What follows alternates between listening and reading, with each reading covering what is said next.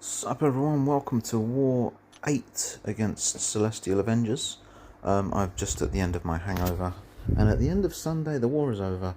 It's time to do the video. We get revenge today, or sort of redemption more like.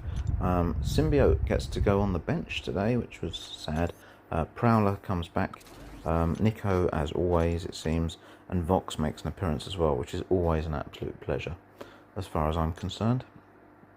I was at a wedding all weekend, very unavailable, so was given a slightly small war, which is no different to the rest of my season anyway, to be honest. We're going path 9 into path 6 today. No further duties, we're just going to get on with it. Shout out to Dion, who shouldn't really be playing the game because I'm pretty sure he's only about 12. But there you go, we're taking on his big rank 4 Dark Phoenix with Nico, who again is also going to redeem herself.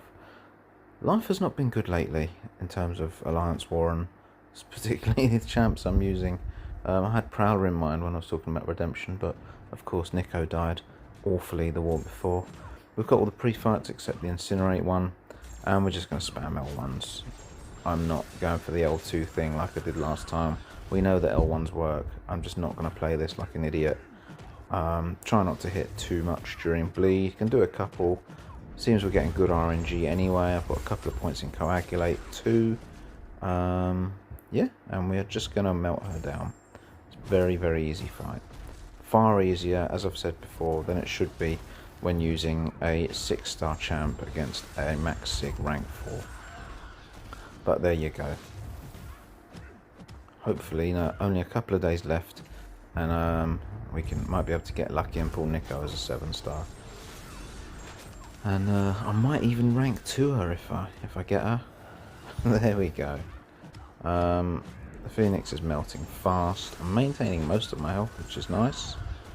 We do just eat the last patch of the L2 there at the end, but no danger. Phoenix is already dead.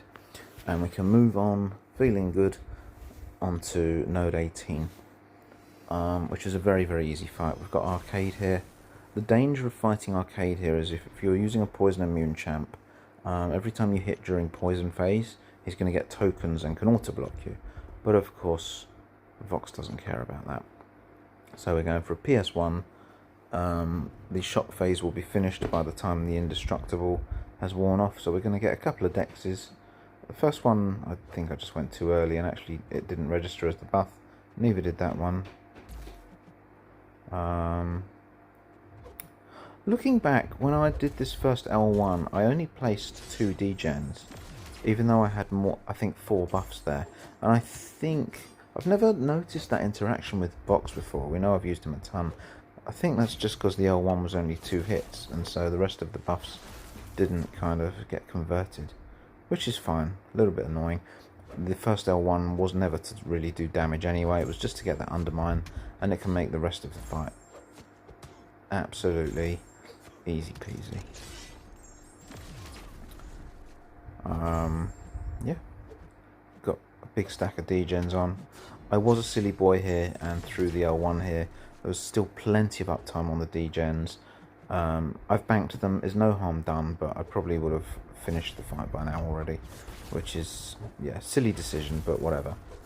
And now when we get back to our next bar to put millions of degens on, we're going to just have to wait for the indestructible to finish, which is annoying. I've managed to long this fight out far more than it needed to be, but yeah, this is so easy.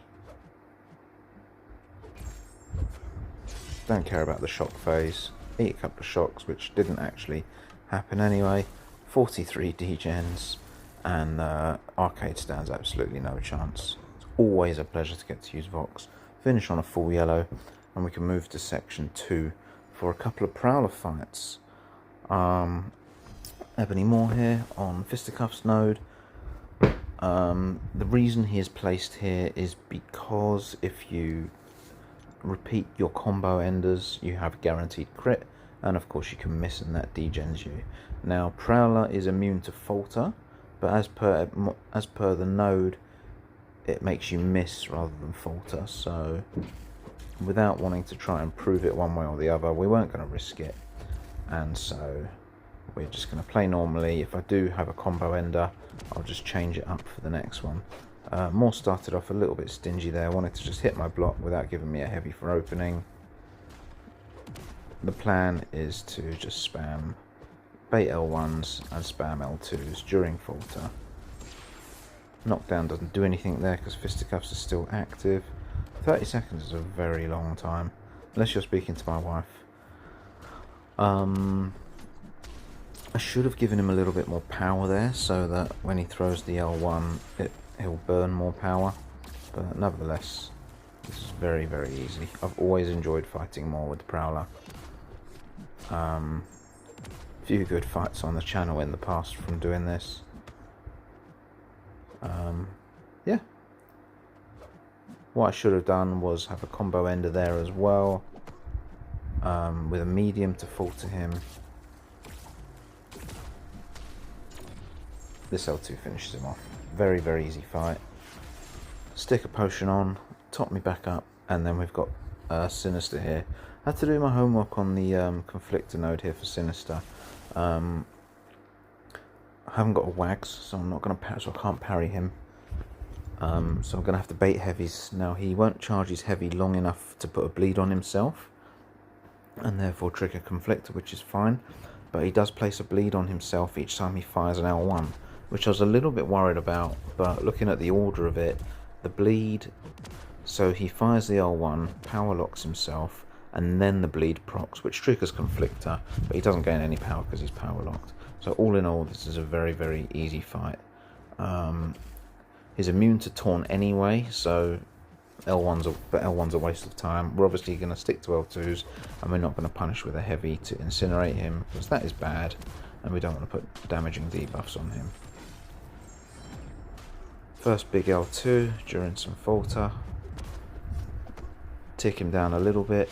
I don't care too much about combat deja vu. I'm either going to miss or dex his L1, so the prowesses don't hurt, even as much as they stack. Obviously be careful. And the pierce he gets doesn't stack either. Sorry, the prowess is stacked, but I don't care. The pierce doesn't stack, so a little bit of extra damage into my block isn't really going to hurt me too much. I should have just stood and baited the heavy rather than dash back, wasting all the time.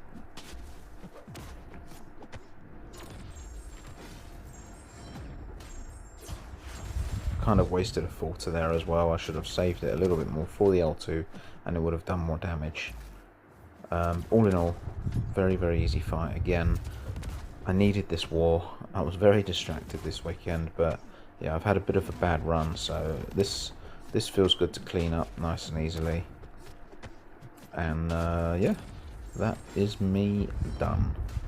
I do really enjoy using Prowler. I know it screwed up against Zola a couple of wars ago, but there we go.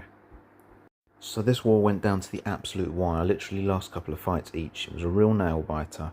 We did manage to get the win. BG1 got a donut. Really, really awesome war. Very enjoyable, very tense. GG's to C.Av. I've got a lot of friends there, so shout out to all of them. Thank you for watching, guys, and we'll see you at War 9. Bye!